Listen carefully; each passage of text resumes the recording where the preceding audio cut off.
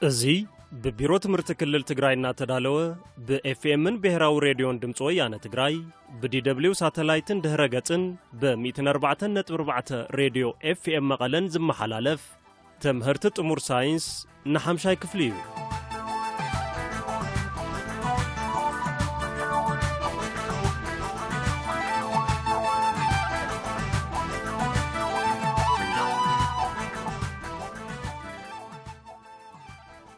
እዙ ትምህርቲ ብራድዮ ጥሙር ሳይንስ ን5ይ ክፍሊ እዩ። ኣሰናዳ ኣነ ኣቕራብን መምህር ብርሃነ ገብረ ትንሳኤ ገብረ ኪዳን። ከመይ ቀኒኹም ተምሃሮ ኣብ ሕሉፍ ስሩዕ ክፍሊ ትምህርትኹም ኣብ ምዕራፍ 4 እንስሳት ዝርእሲ ብዛዕባ ኣተነፋፍሳ ዓሳ ከም ዝተምሃርኩም ትዝክሩ ኢኹም። ዓሳታት ካብ ማይ ወጻኢ ክነብሩ ዘይኽእሉ እንስሳት እዮም። ሕዚ ድማ ተወሰኽቲ መዘኻኸሪ ሕቶታት ክሓተኩም እየ ተምሃሮ። ተዳሊኹም ዶ ተምሃሮ? እሺ፣ መተንፈሲ ኣካል ዓሳ እንታይ ይበሃል? ክደግመልኩም እየ ተምሃሮ። መተንፈሲ ኣካል ዓሳ እንታይ ይበሃል?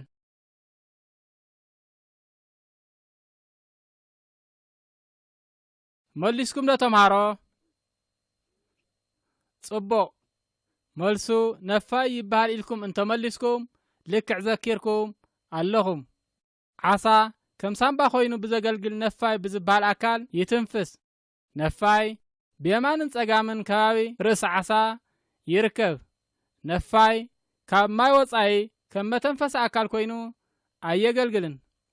ተምሃሮ ቅድም ክብል ትምህርቲ ሕሉፍ እዋን ኣዘኻኺረኩም። ኣብ ናይ ሎሚ ቀዳማይ ምድላው ዝቐርበልኩም ድማ ሓፈሻዊ ባህርያት ምድረ ማያውያን ዝርእሲ ትምህርቲ እዩ።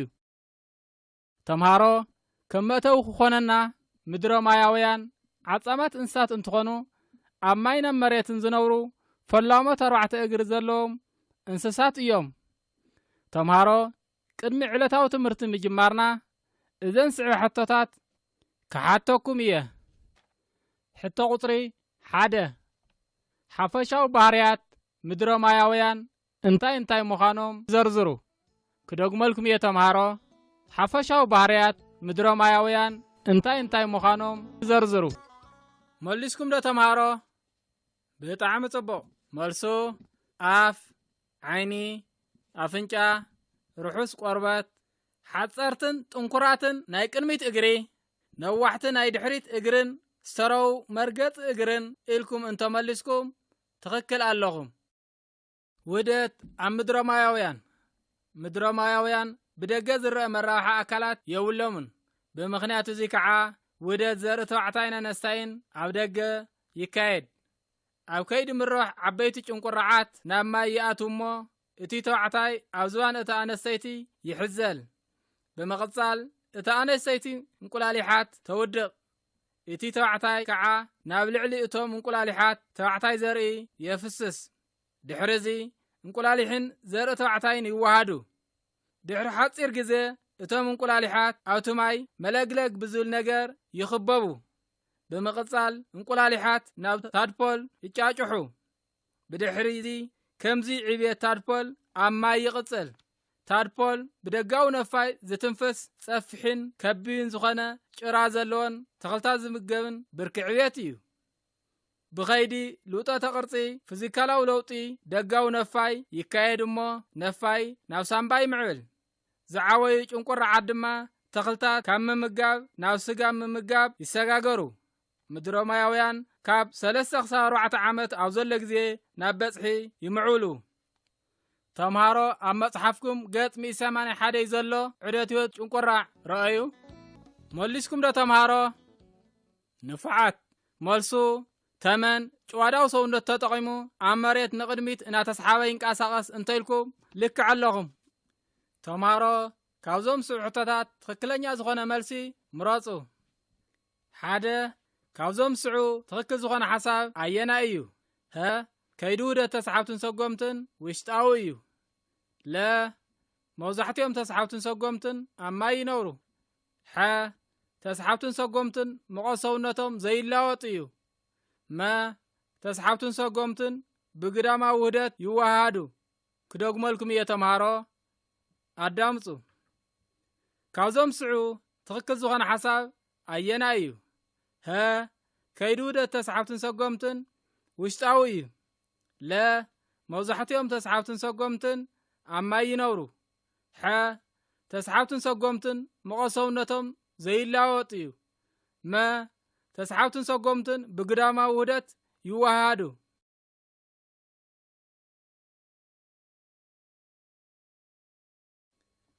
መሊስኩም ዶ ተምሃሮ ብጣዕሚ ጽቡቕ መልሱ ሀ ከይዲ ውህደት ተስሓብትን ሰጎምትን ውሽጣዊ ኢልኩም እንተመሊስኩም ልክዕ ኣለኹም ምኽንያቱ መብዛሕትኦም ተስሓብትን ሰጎምትን ኣብ መሬት ዝነብሩ እዮም ተስሓብትን ሰጎምትን መቐሰውነቶም ዝላወጥ እዩ ክልተ ካብዞም ስዑ ኣብነታት ተስሓብትን ሰጎምትን ጥራሕ ዝሓዘ መማረፂ ኣየና እዩ ሀ ተመን ጭንቁራዕ ፍልሖ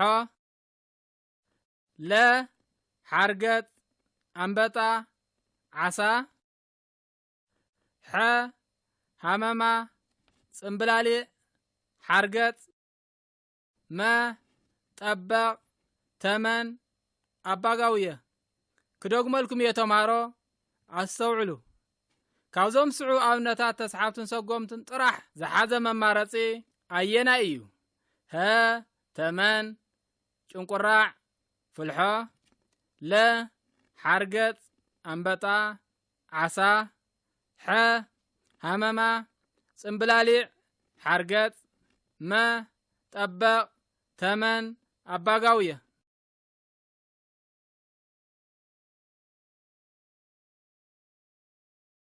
መሊስኩም ዶ ተምሃሮ ግርም መልሱ መ ጠበቕ ተመን ኣባጋውየ ኢልኩም እንተመሊስኩም ልክዕ ኣለኹም ከይዲ ውህደት ኣብ ተስሓብትን ሰጎምትን ዋላ ብደገ ዝረአዩ መራብሒ ኣካላት ዘይብሎም እንተኾኑ ከይዲ ውህደት ግና ውሽጣዊ እዩ መብዛሕትአን ተስሓብትን ሰጎምትን ዝተዋሃደ እንቁላሊሕ ኣብ ዋዒ ዘለዎ ሕፃ ወይ ከዓ ሓመድ የውደቓ ካልኦተን ግና እቲ እንቁላሊሕ ክሳብ ዝጭጫሕ ኣብ ሰውነተን ይጸንሕ እሞ ምስ ተጫጭሐ ኣናእሽተይ ውላዳት ይወልዳ ኣነስትዮ ተስሓብትን ሰጎምትን ምስ ዓሳ ምድረማውያንን እንትነጻጸራ ዝወሓደ እንቁላሊሕ እየን ዘውደቓ ተምሃሮ ግልጽ ድዩ ጽቡቕ እምበኣርከስ ተወሰኽቲ ሕቶታት ክሓተኩም እየ ነዞም ስዑ ምልሓሳት ትኽክል ንዝኾኑ ልክዕ ትኽክል ዘይኮኑ ከዓ ጌጋ ብምባል መልሱ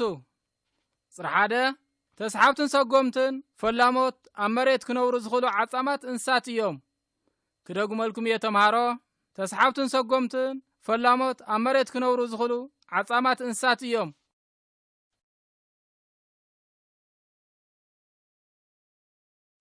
መሊስኩም ዶ ተምሃሮ ጽቡቕ ጌጋ ኢልኩም እንተመሊስኩም ልክዕ ኣለኹም ምኽንያቱ ምድረማውያን እውን ፈላሞት ኣብ መሬት ክነብሩ ዝኽኣሉ ዓጻማት እንስሳት እዮም ካልኣይ ተስሓብትን ሰጎምትን ውሽጣዊ ሙቐት ወይ ከዓ መጠን ረስን ሰውነቶም ውስን ወይ ከዓ ዘይላወጥ እዩ ክደግመልኩም እየ ተምሃሮ ተስሓብትን ሰጎምትን ውሽጣዊ ሙቐት ወይ ከዓ መጠን ረስን ሰውነቶም ውስን ወይ ከዓ ዘይላወጥ እዩ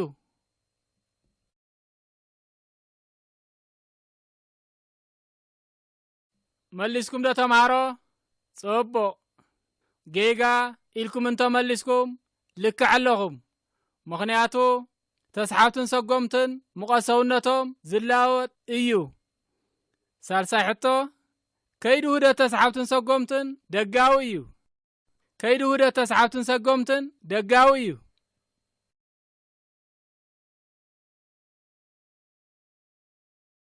መሊስኩም ዶ ተምሃሮ ጽቡቕ መልሱ ጌጋ ኢልኩም እንተመሊስኩም ልክዕ ኣለኹም ምኽንያቱ ከይዲ ውህደት ተስሓብትን ሰጎምትን ደጋዊ ዘይኮነስ ውሽጣዊ እዩ ኣርባዕተ ኩሎም ተስሓብትን ሰጎምትን እግሪ ኣለዎም ክደግመልኩም እየ ተምሃሮ ኩሎም ተስሓብትን ሰጎምትን እግሪ ኣለዎም